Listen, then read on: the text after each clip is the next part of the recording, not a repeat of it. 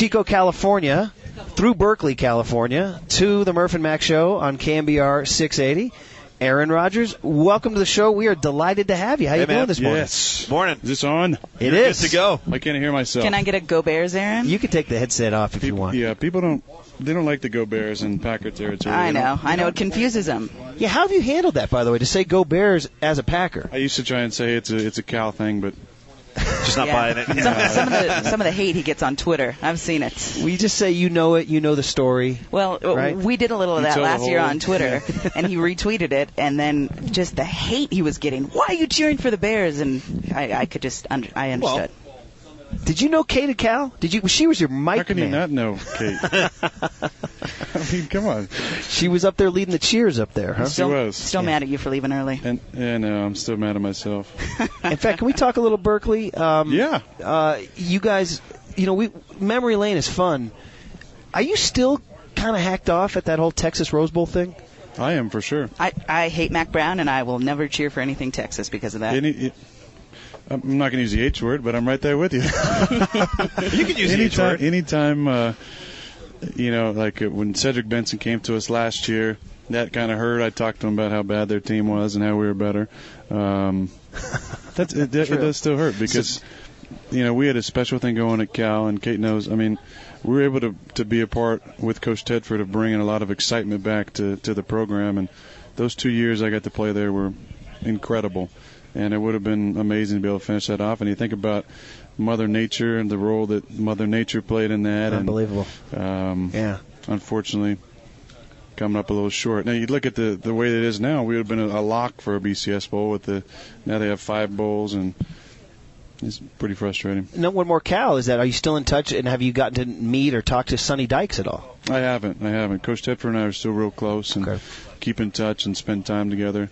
But I haven't talked to Coach Dykes, and was able to go over to the facility last year, and it was a lot of fun. I walked in, I'm with Francis Blamieza, who played linebacker for us and was my roommate, and unbeknownst to us, 2 of my other teammates were there at the exact same time, so the 4 of us got to reconnect and talk about how incredible the facilities are and how we wish we'd had this. Yeah, they got that new joint there, yeah. I mean, honestly, for people that haven't been in Cal's locker room pre-renovate, I mean, there's no way to describe it as like 18th century almost, right? Yeah, it's pretty incredible. The 100-yard weight room. Oh, my gosh.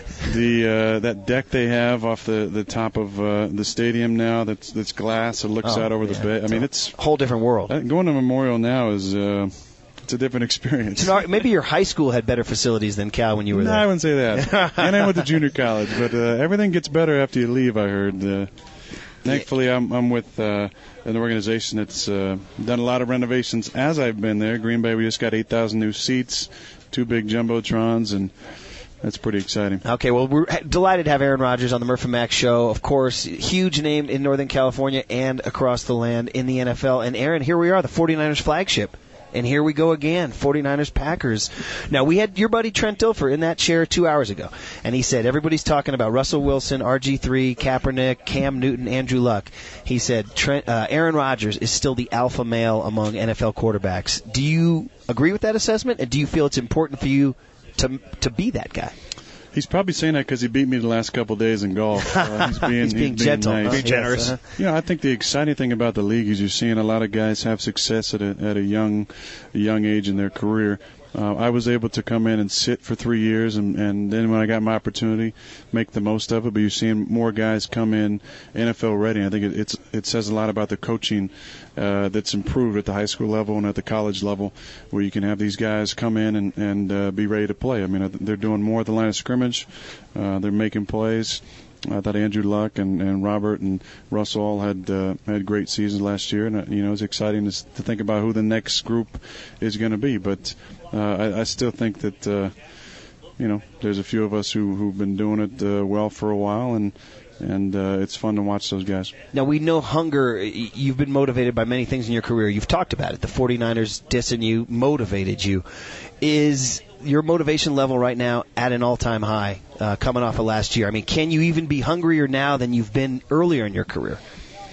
Well, it's different now. It's about consistency. It's about we've tasted that success winning the Super Bowl, and it's about getting that feeling back. And it's interesting to look at a team from my perspective now than maybe I did when I was a first-year starter. You look at it differently. You look at the guys differently. You realize that the windows are always changing. And this offseason got me really excited because I liked, although we lost some veteran players and some great friends like Charles Woodson and Donald and Greg and Jeff Saturday, I'm excited about our young guys. And I think Ted Thompson, our general manager, again brought some talent to the team through the draft. Raised up our guys, paid guys like Morgan Burnett, myself and Clay, and there's other guys on the horizon, and it's about making the most of this window. But I've really enjoyed the energy of our team. There's a lot of the NFC is very deep this year. Yeah. But I think we're going to be right there. Yeah, Aaron Rodgers, last minute here before he goes off and plays in the Pro-Am Day here at Edgewood, beautiful Edgewood.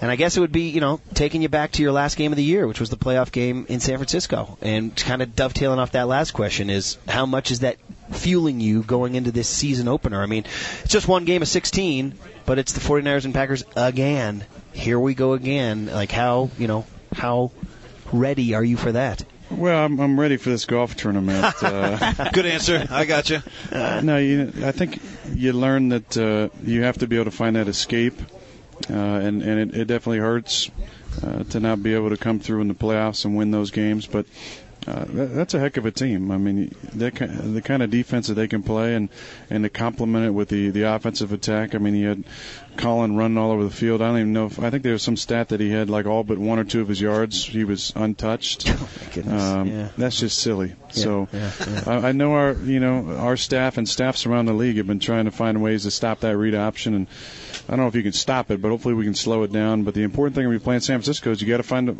a way to score points. Yeah. And it's tough against that defense. So it's a great challenge. They're very well coached.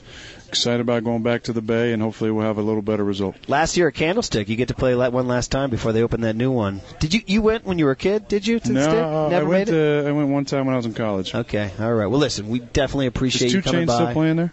2 Chainz. Let's hope not. Actually, we don't. I know. What is we up with didn't 2 endorse Chainz that. getting into things? Yeah. That was different. I wasn't expecting that kind of atmosphere. Neither were we. You guys have a Packer rapper? No, no. They have like high school cheerleaders. Keep it that way, though. On the side. And St. Norbert cheerleaders. Shout out to St. Norbert. There you go. Very good. Well, we're glad that Kate Scott was the conduit to the Golden Bear Oski connection to her coming on the Murph and Mac show. We've wanted to have you on for a long time, and we are delighted to have had you. Thank you, guys.